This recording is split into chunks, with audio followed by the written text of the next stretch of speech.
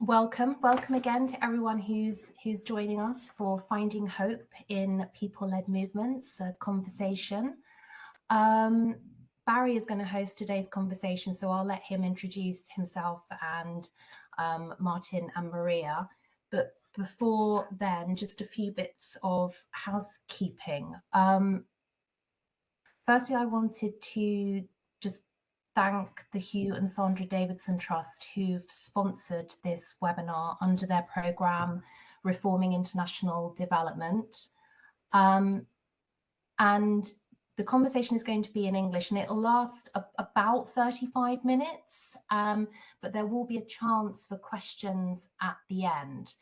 If you could just use Slido to say that you would like to ask a question. You don't need to type out your full question. If you just say, I want to ask a question, Barry will come to you after Marija and Martin have spoken, and then you'll be unmuted so you can ask your question. Final thing that I just wanted to say is that this is a compassionate space, and as a system disintegrates, it does have an impact on people, and we just wanted to be mindful of that pain and trauma that many people are experiencing at the moment. Welcome everyone. I'm Barry Knight. I'm going to be the host today, and I hope we can have an interactive session.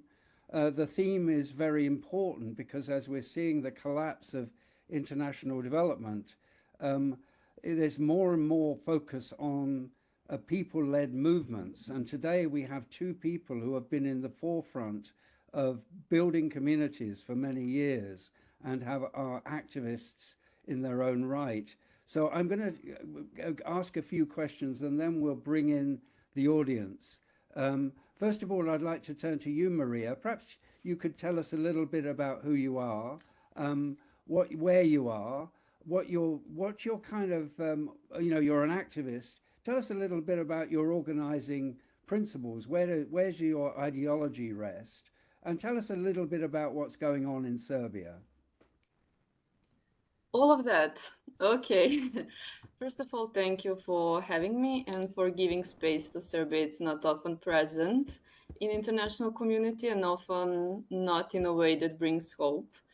So I hope this can be a bit different compared to what people have experienced previously. So as mentioned, I'm coming from Serbia. I actually lived in 4 countries without ever moving because my country has been dissolving multiple times. My activism actually started in high school as a fight against sexual harassment, and I joined Sexual Reproductive Health and Right Collective. And soon I also became active in environmental, feminist, and peace building initiatives. So you can notice there are many things that are interconnected and intersectional before we even had a word for it. During university days, I joined student movement, and I can't hear anything. I mean, this is not working. I can't hear what Marija's saying. Martin, is it the same for you? Yeah, I can hear you, but Barry, your volume is very low. Hello? Yeah, Barry, we can barely hear you. I can hear you, Barry. I'm sorry, I can't hear what anybody is saying.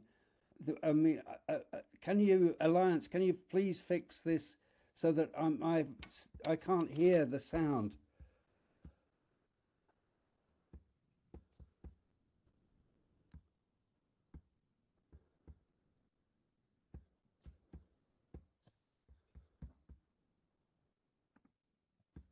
I think it might be an issue with you, Barry.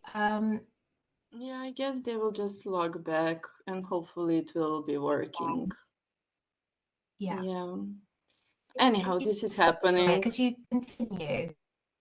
Yeah, this is just illustration of our movements and organizing going back and forth, but I'm sure eventually we will be able to hear each other and understand each other. Yes, so basically, thank you everybody for confirming in the chat that you can hear me. So in the last few years, actually since 2017, I've been part of Women's Fund ecosystem. But I kept being active on grassroots level, though most in the background. So during the last few years, I've been looking how we can build safety nets for activists, particularly those who are growing old and coming from lower classes and do not have social protection that they deserve. So I'm also looking in working conditions within the civil society, and due to the COVID situation and everything that has been happening, pushing for accessible healthcare for everyone. And on a personal level, my work has a lot to do with organizational strengthening, transformations, tying loose ends, implementing collective care, and participatory grant making and decision making. Okay, I hear some interference. Barry, can you hear us? Yeah, I can hear you now. I'm so sorry. It's just the sound went completely. So Martin, would you tell us a little bit about yourself, about where you are and what kind of principles of organizing you use, and what's going on in India at the moment? Well, a lot of things are going on in India. But let me say that been working since 1980, and mainly on the question of the whole caste discrimination, untouchability. That has been my basic work all these years. But we are trying to see that we also address the issues of all marginalized communities in India. So let me put it like this, that in spite of the fact that we have very progressive legislation and the constitution in place, the practices which are discriminatory on of caste, such as untouchability, that's going on. The violence on Dalits is increasing. Sexual violence on women is increasing. And my concern at the moment is that while the law is there, we have a very limited space within the judiciary. And this is something which worries me a lot in my work. But there are two kinds of work that we involve. One is organizing the masses community, because in a social movement you cannot move forward unless you have a large mass of people with you. And secondly, try and make as much space as possible. So this is what we do. The Thank you, Martin. Maria, tell us.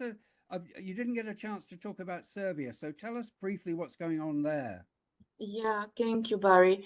So there are a lot of things happening, and when people ask me, they try to distill from previous things that led us here, but I really need to point out that there have been several parallel struggles, and people have been using every possible mean on their democratic disposal to fight against current government. Which stems from those who were warmongers and closely connected to war criminals, and those who are in power unlawfully, because I cannot recall any elections that have not been stolen. So it took us 13 years to come to this point where we are able to really push back against this government.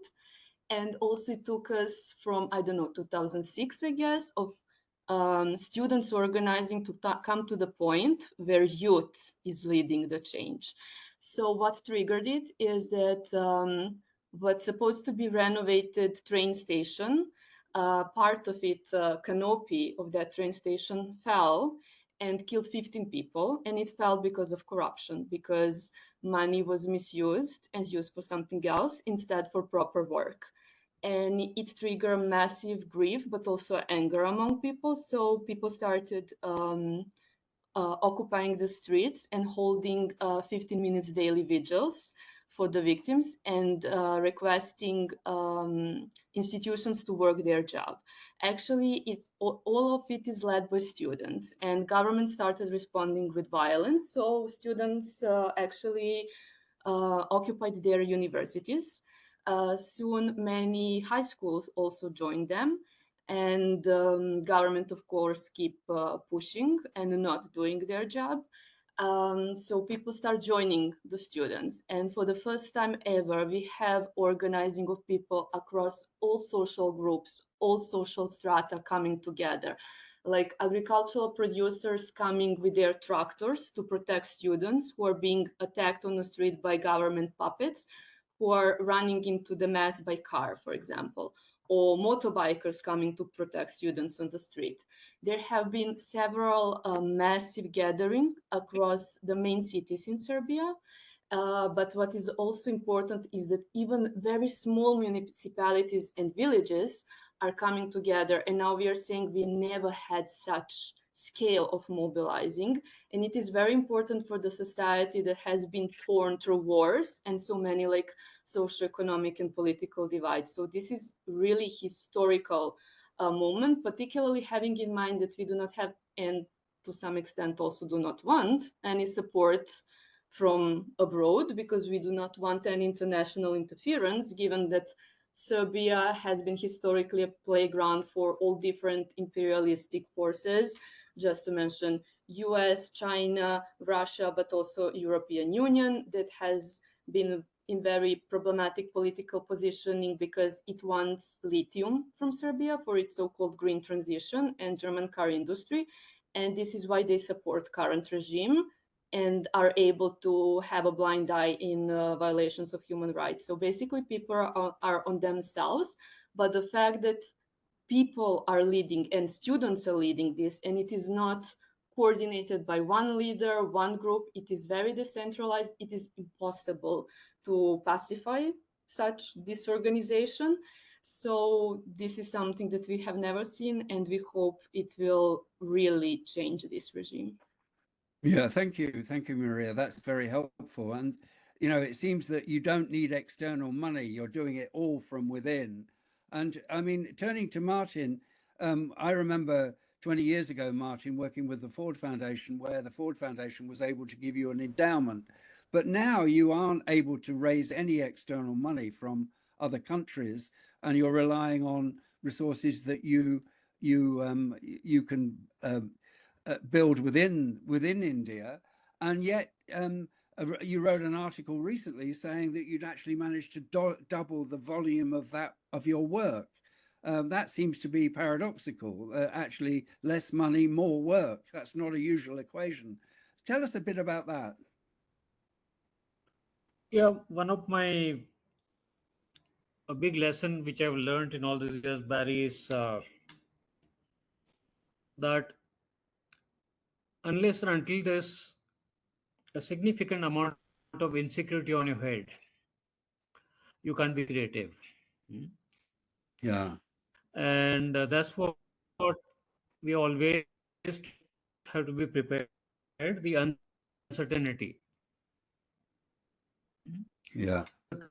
When organization a lot of money, it did work. I see that last year and a half, from December 2000, but balance sheet today, it will be less than maybe 5,000 rupees. But that doesn't deter us. So we have gone back to the community, and community knows about it. And two things have happened. We have not stopped our work. We have given new kind of programs, and I can tell you that in last 8 years, we have done 40 major programs, 40. Entire expenditure of the program has been borne by the community. Additionally, in last 6 months, we've been able to raise about 1.6 million Indian rupees from the community. These are very poor people. So they give 1,000 rupees. These are not from the people who have got very salaried people or who are earning very well or business people. No. These are the common people who have been giving money, right? So it doesn't bother me at all.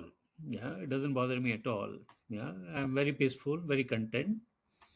The work is going on, and we have raised lots of issues. Organization getting very strong. So far as community is getting very strong. Yeah. So yeah. Tell us about the It was not Dalit only a bond. question of foreign funding agencies, it's also the Indian philanthropic organizations are keeping a distance. Yeah. Yeah. And how does the Dalit? I hear you have a Dalit bond. How does that work? Yeah, that's what I was referring to. So in India, there was a very controversial kind of political funding program by ruling party where they declared bonds that people have to support the political party. Actually, it was more of an extortion. People were using a lot of fear to the industry, saying if you don't give X amount of money, etc. And secondly, government made a law which says they don't have to be transparent. They don't even come under the purview of the right to information. So the matter went to the federal court, Supreme Court, and they said this is something bad. You have to give information. Hmm. So finally, after a battle of almost 6 years, they were able to give information. We took up this opportunity, wrote down the history in one page, and started our own bond called Fearless Dalit Bond. Hmm. Why fearless is people are afraid, that I get many people who says, I want to give you money, but please, my name should not appear anywhere. And we said, sorry, we can't accept that money. The entire movement is about losing fear. So if we can't lose fear, money doesn't help, right? So only those people who are ready to stand on the on the top of the mountain and say, here, I'm the one who has given money. We don't take it. And that's why it's called Fearless Dalit Bond. Yeah, it's a 1,000 rupee bond in a form of donation, but we got 1.6 million Indian rupees in last 6 months, and money is still coming on, keeps on coming. Yeah. Wow, it reminds me of some of the experience during COVID, where people from communities put their hands in their pockets, and they, the INGOs had gone home, and they were found themselves completely responsible for their lives, and they all stepped forward. This is very heartening news. Marija, in terms of the movement that you have built, not you personally, but you've been part of it, that is now a mass movement in Serbia, how does that play with conflict? Because obviously you want change, and change means conflict. What allies do you have, and what enemies do you have, and how do you manage that dynamic? Why I get more difficult questions? I'm kidding. Well, I'm not sure how to respond to that, honestly, but I think this is the first time that there are, maybe not the first time in terms of this kind of alliance, but in terms of quality of those bonds, because as I mentioned previously, people have been divided across many different categories, social markers, ideology. But now we have a mass movement that still needs to negotiate within itself, like where its position politically. What we now have is that focus on very specific requirements from the government, and they are very something that every person can understand. Like it is not any philosophical articulation of it, and I think it is something that enabled people to gather around it. Also, there was agreement not to bring any ideological markers or flags or anything of that kind.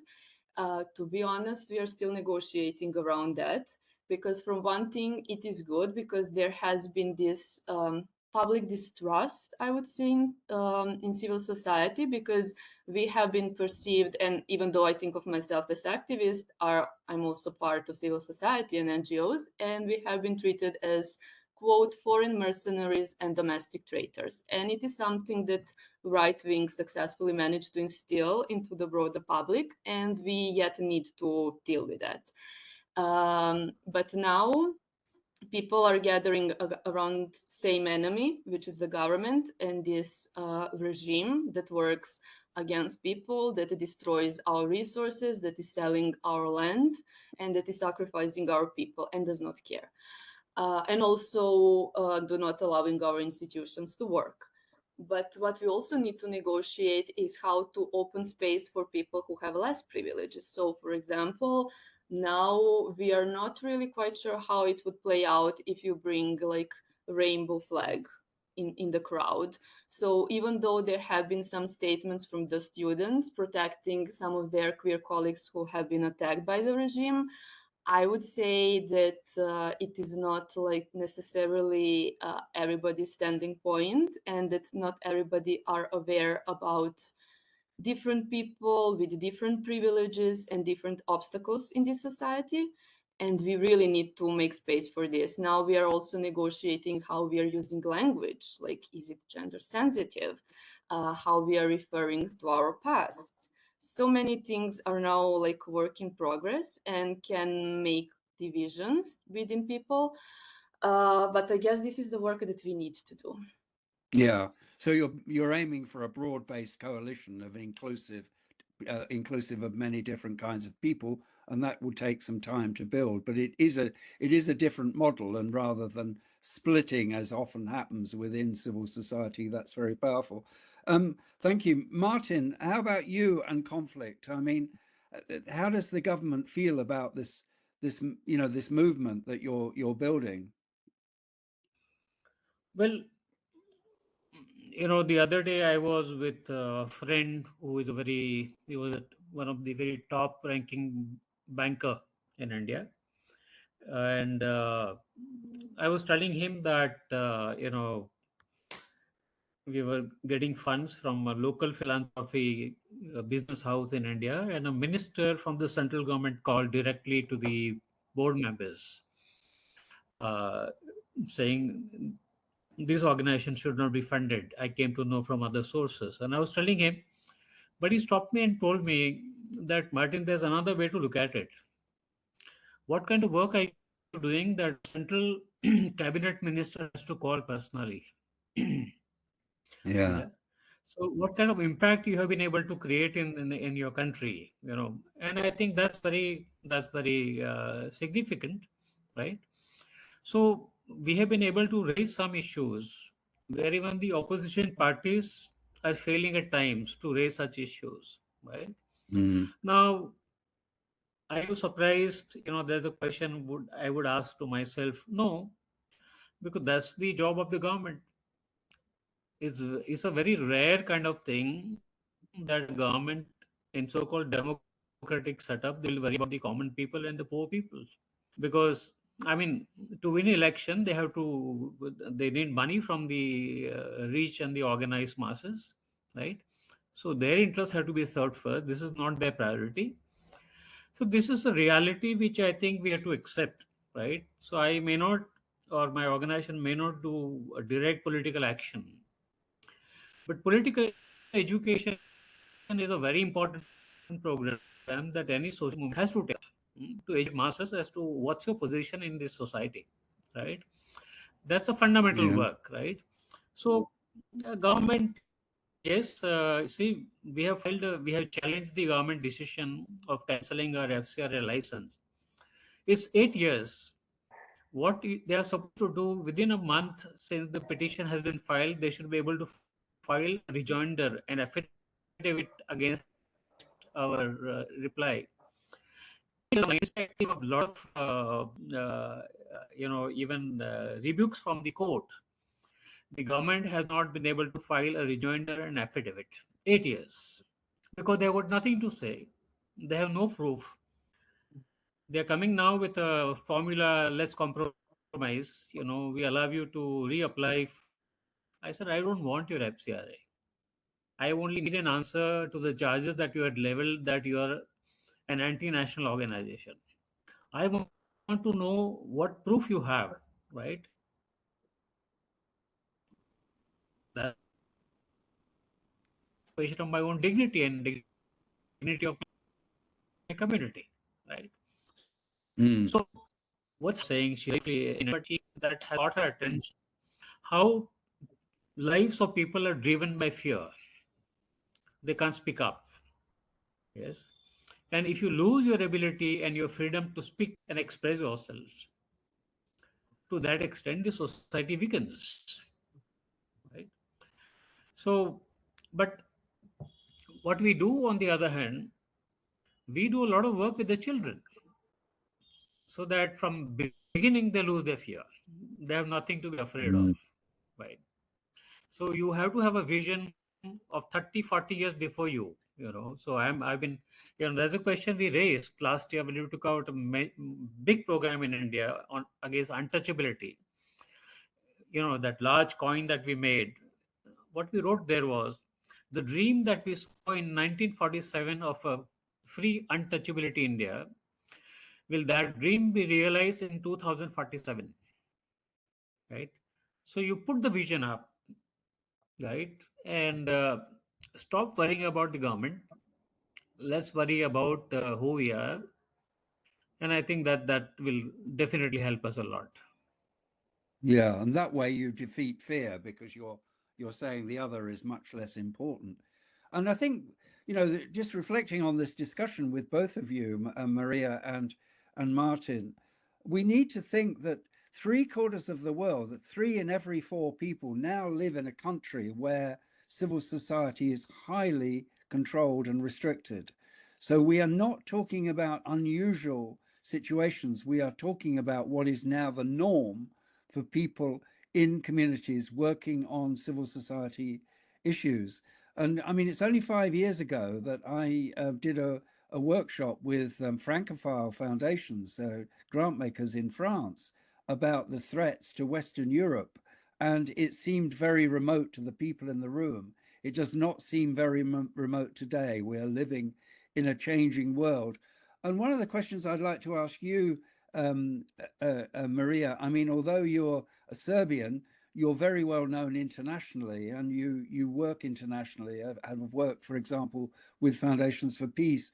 How do we begin to think about across borders and actually join up some of the learning from Serbia and from India, and how do we kind of begin to build a new kind of method of actually people-led development? And I'm pleased to see questions are beginning to appear in the chat.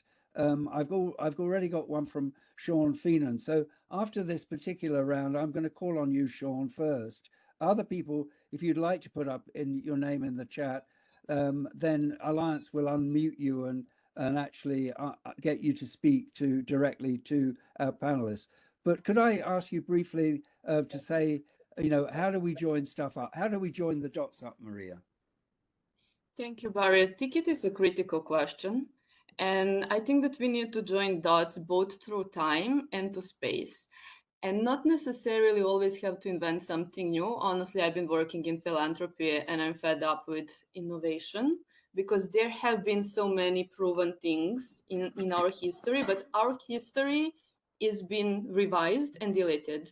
So what we now witness in Serbia, for example, is something that has its deep roots in Yugoslav organizing and a leftist, progressive, and partisan movement. So the way how students are organizing today, which are plenums, is something that we had during Yugoslav era. And we had very specific form of Yugoslav socialism that was not Stalinist version, but our own autonomous, where everybody have been organizing on their working space, on the level of their neighborhood, to collectively make decisions that impact their lives. And this is something that student movement has been using for over a decade. But at the time when I was student, we were called out that it was illegitimate way of organizing, that we are this and that. It was not accepted back then. But now we see something that is massively endorsed. So there are things in our history that we already have and can use again. And currently, we also need to connect the dots across different struggles. And I also don't want this to come across as like, hey, look at us, we are so great without foreign money. I think at this particular moment, it is extremely important to contextualize ourselves in this US funding cut and also express solidarity with people who lost their jobs, with programs that have been cut, even though USAID specifically has been very problematic and has been a bit ambivalent in terms of its impact, let's say.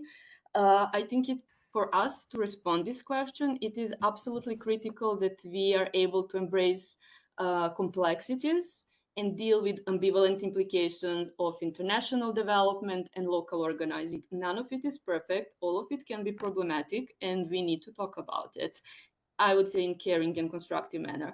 So even though, for example, movement in Serbia now do not want any foreign funding, it is not that we do not need to pay attention, because these struggles are linked. And ultimately, it all has to do with the different forms of imperialism, with capitalist exploitation, with authoritarian regimes that are spanning all across the globe, particularly across the Cesna region and the Balkans. And we really need to learn from each other, because authoritarian regimes learn from each other. They have their playbook, they have the same source of funding, and they are collaborating while we are pretty much fragmented. So we need to listen each other, learn from each other, be alert to figure out what is coming here, what will come to undermine our organizing, to divide us, and develop strategies how to fight against that. Thank you so much, Marija. Martin, same question to you, really. You've been involved, although you've been rooted firmly in India all your life, you also have had an international impact with your work. And it'd be interested to get your perspective on how can we learn from what you're doing and actually and what Marija is doing and others across the globe to actually begin to kind of join up, so we do get a genuine people-led movement, because I think that's going to be the antidote to authoritarianism. That's the only one I can see at any rate. Yeah, so my learning, one of the big learning I have is that the visibility of what people face at the bottom is not there where it should be. Whether you look at our textbooks in the schools or into curriculum, it's not there. And unless you create visibility, you get very little space. And that's what we have been doing. For example, in India, there's almost a complete break on organizing seminars, conferences, doing research. It's gone, right? So you don't get the authentic data of what's happening there on the ground, right? So that's where we focus a lot. We do our own research because we are into so many villages. I travel a lot, write about it. And that's number one. Second, we understand that, I mean, no matter how severe problem that I'll be facing in India, practically everybody in the world is facing the same kind of problems, same nature problems. Yeah. And everywhere you see there is dissatisfaction, and people are looking for something that can get together and do something about it, right? Well, the third thing I would say about this part is we have put unnecessarily a lot of importance on the question of money, and that is becoming a weakness, right? And my experience is that, well, everybody thought this organization will die, because you can't survive beyond a year with so much of staff and everything. Not only we have survived, but we are getting very strong, right? So we have to have a lot of faith within ourselves in what we can do. Yeah. So if we don't have passion, and passion comes from the realities. So I can't fight a war on assumed realities. There is something hard, concrete on the ground, and that's become the central focus of my work. Right. And well, so we have to continue. And fourthly, and maybe the last point from my side, we have to find creative ways to train cadres, So what we have done, maybe we saw things coming in a way 20 years ago. So we started a vocational school here. People come, they're in residential program over 2 months. And I just spotted that the other day is in one of our in the I mean in the house today, looking at us. And I saw from a message. Thank you so much On the whole question of education. Sorry, Martin, you kind of faded there. Let me. At the same time, they all community leaders. So today we got about 10,000. Yeah. So I'm sorry, I'm going to cut you off, Martin, because you're breaking up. So let's come back to you in a minute.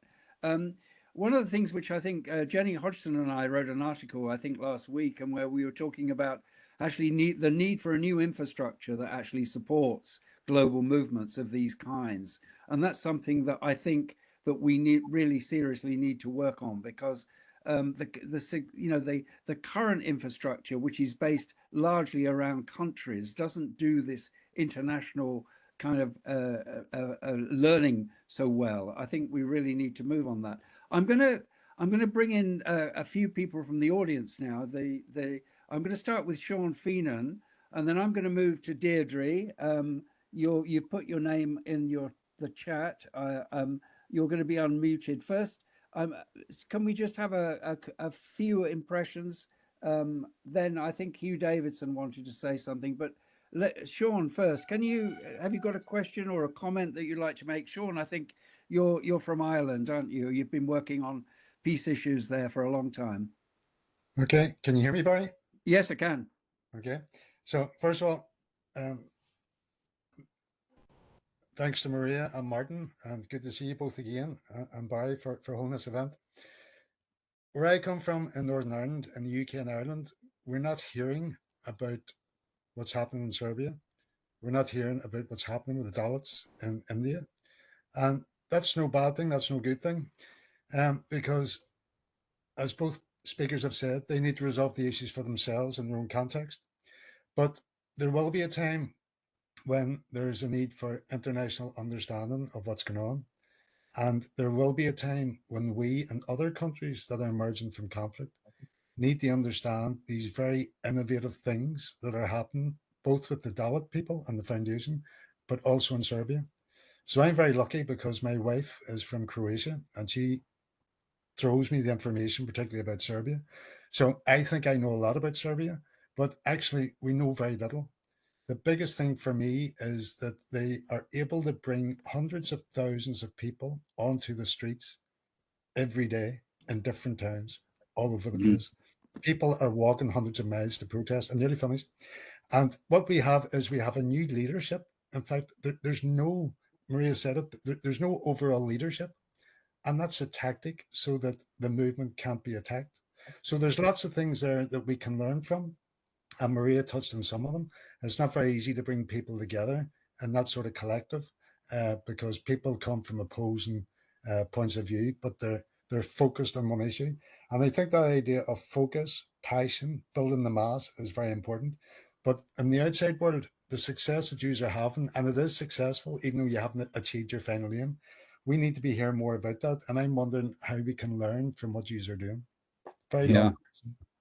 Yeah, very helpful thoughts. I'll ask Marija and Martin to circle back to those. I think with your experience of peace building, and remember that 1/5 of the globe is actually covered with violent conflict at the moment. So that again, we are dealing with serious issues here. Deirdre, would you like to ask your question or make your comment? Yes, thank you, Barry, first of all, for perfectly pronouncing my name. And Martin, it is lovely to see your face again after all these years. I wanted to ask a question about the point of fear that you raised, Martin. It is coming up more and more in conversations. And yesterday I was in a meeting where someone said, we as an organization are about to make a very public statement in a few weeks, but some of our members feel very worried about that. So there's a real worry and concern, existential at the individual and the organizational level around speaking out. And I balance that with your very sage advice that this is how democracies die, when people go silent.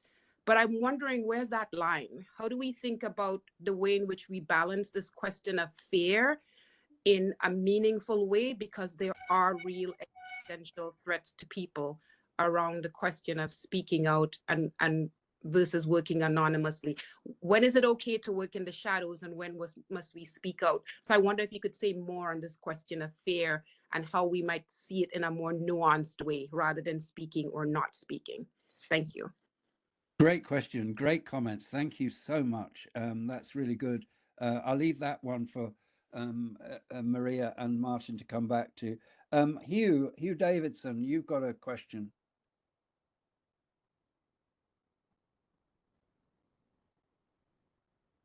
No? Let's move to Chandrika Sahai. Chandrika, you've put some stuff in the chat. What would you like to ask?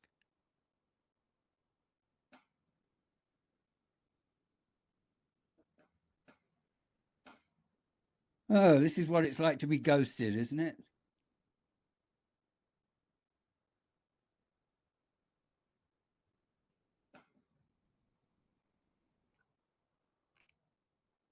No? She's saying she's mute. I'm muted. Could you unmute Chandrika?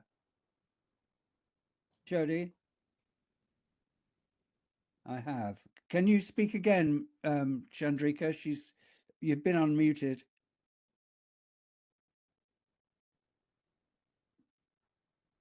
Clearly something wrong with the technology. The real problems in life are to do with technology on Zoom calls these days, or in this case, WebEx.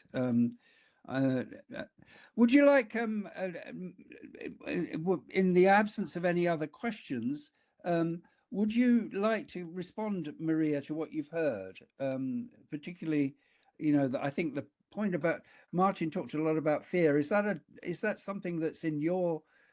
I mean, you're obviously out there because there's so many of you. But what about fear? Well, it has been a reason why we have been so divided society, because all our institutions are controlled and many people will lose job.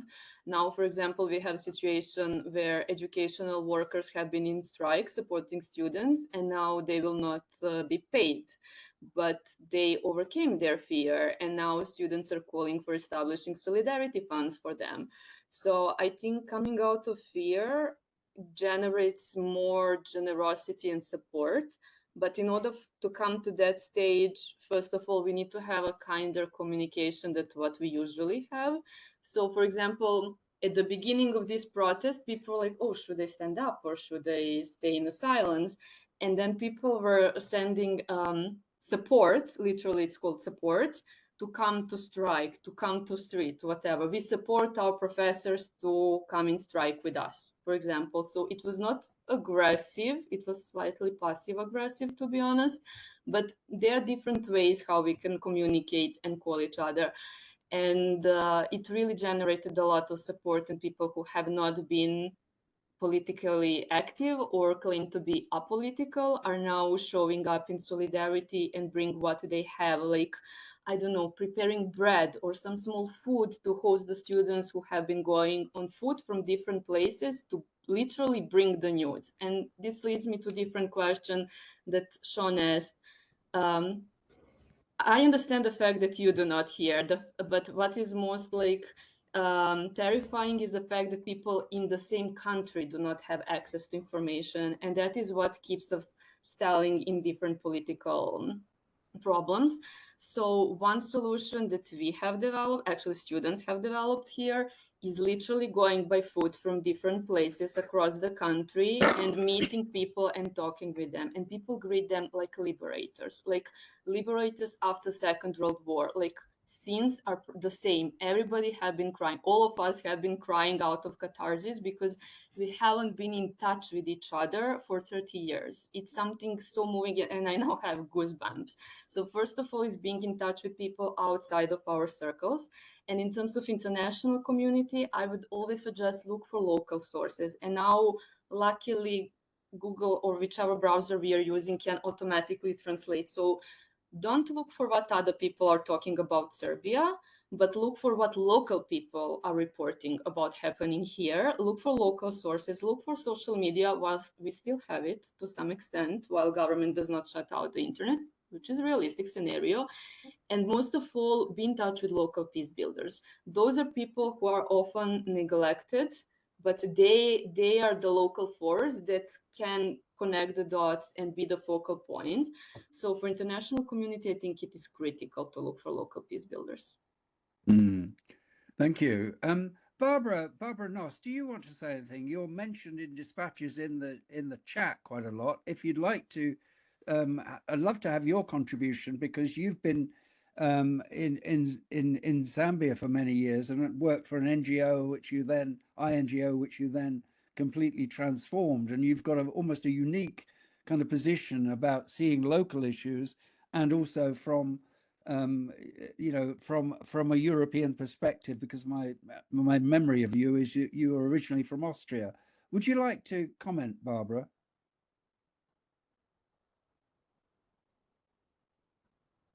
Are you there, Barbara? Can we unmute you?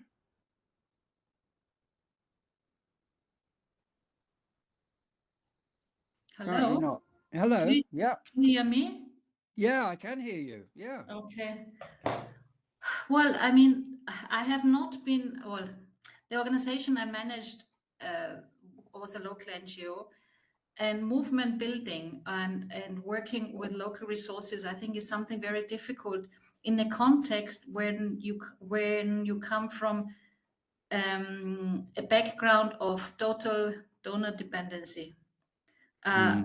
So the spirit or ethos we've been trying to communicate with other local NGOs is, can we stop thinking about money being the only solution to every problem? Can we start talking about mutual aid? Can we start bartering services? Can we use all the other assets that we have? But unfortunately, I think I'm no longer with that organization, one of the very few organizations that kind of tried to push that agenda. And because everyone at that time was still very comfortable, because people were, in comfortable places, they were receiving donor grant money, they were sitting in places that gave them a salary, so they were simply not interested. But I think with what I'm hearing now, what I'm seeing with some organizations losing like up to 70%, we lost 70% of their income. I think I'll assume that people will start reasoning, they will start rethinking their approaches. But I don't think, I think people are still in shock. And I don't we'll see any impact probably see any impact or real impact within a couple of months. Because I think people at the moment can't believe, they don't know what's going to happen. Organizations don't know how to react. But I think what we have been trying to promote, using other assets other than money, I hope, this is my hope, it's a great opportunity. It would be a great opportunity if people of our local organization would start to rethink their approach to doing development and be more inclusive with the people they serve, or the citizens they serve, which has not been done mostly, as you know, because it has been very extractive. So that's what I can say from where I sit at the moment. Thank you very much, Barbara. Spot on as usual. I think we've put far too much emphasis on financial flows rather than energy flows. Energy, it works very well on its own, but it works better with money, some money behind it. But money doesn't produce energy, in my experience. Chandrika, I understand you now can unmute yourself. Would you like to ask your question or make your comment, Chandrika?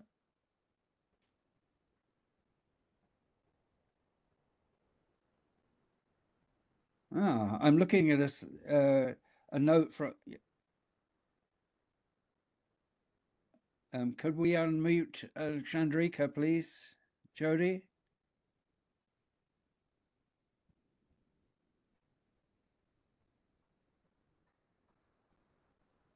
I think that's not going to work.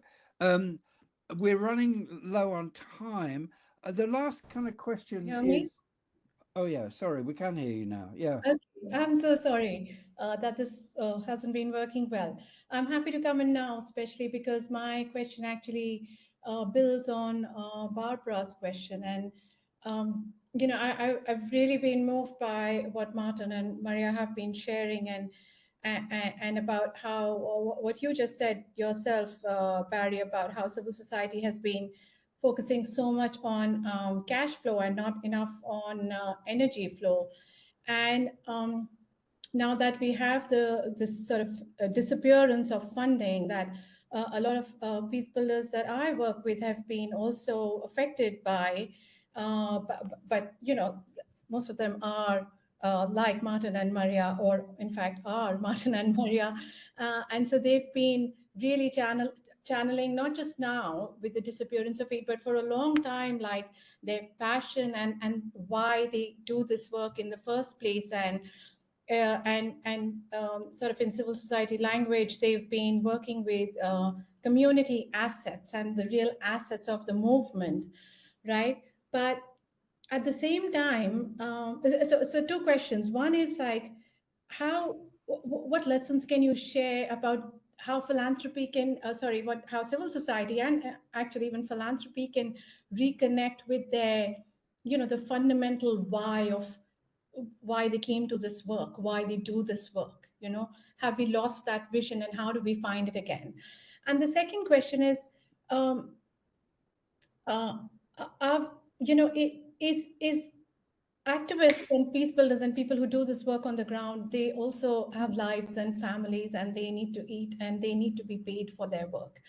And you know, while we change the direction of the energies and we focus it more on you know, just our passions and our organizing and all of that, and not so much on money, we at the same time don't want to glorify you know, the sacrifices that activists on the ground make to do this work, and that then there needs to be some elementary sustenance. And what message can we give to philanthropy that you know, that about this, about how it can support basic sustenance of the people who do the work, even as we look at you know, our passions to hold our movements together.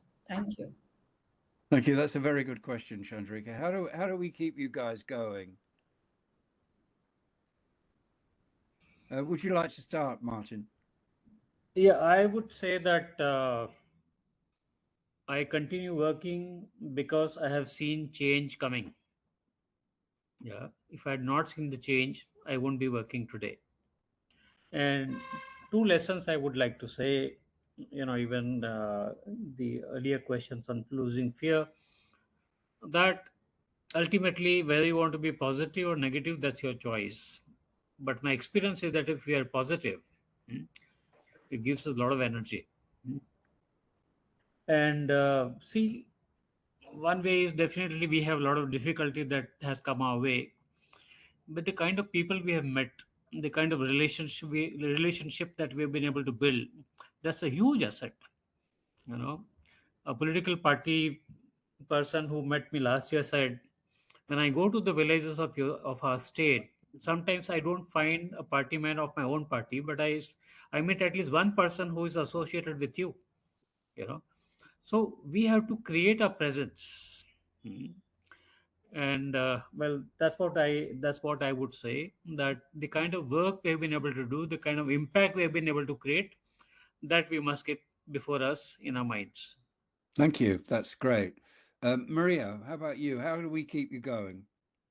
Yeah, thank you, Chandrika, for this, because I really don't want us to go with this, honestly, very privileged perspective, like, oh, we just rely on our energy. It is not like that. And even most of us who have been active on the grassroots come from very deprivileged background, as you start working here, you also gain a lot of privileges. So I want to be very explicit that we here need to look into the system, and money has very different implications in capitalism and in some different system that would be more generative, and we need to figure out what it is.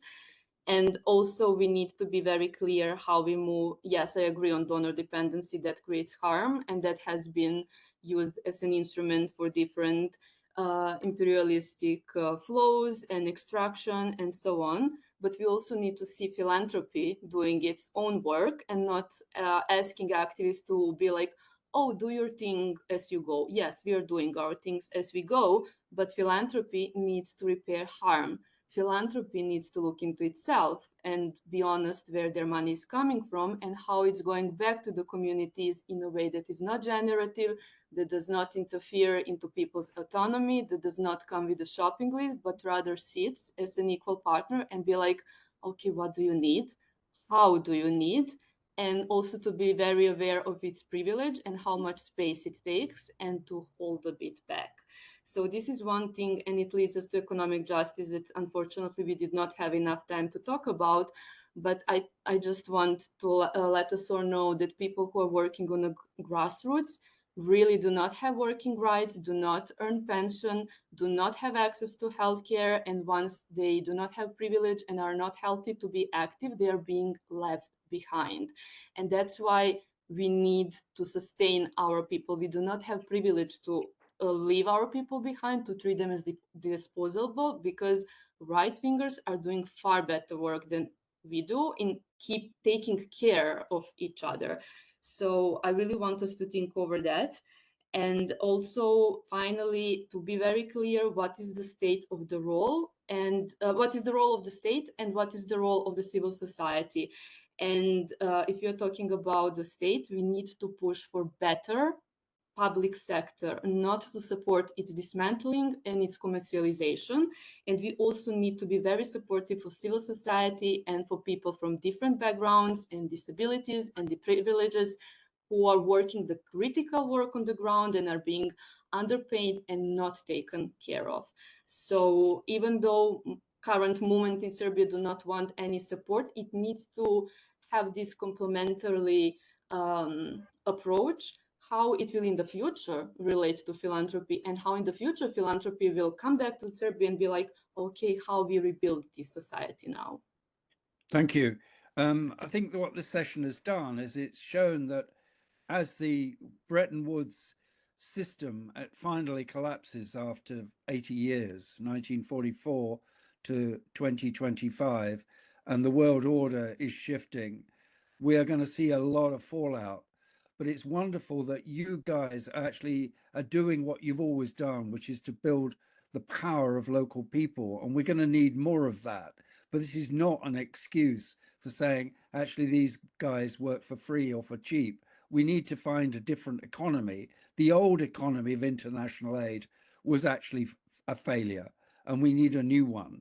And we need a much more equitable one to ensure that actually it's less of an industry and more of a movement. And I salute you both in the example you've given to the rest of us. And we need to do more of this and actually learn from what you are doing.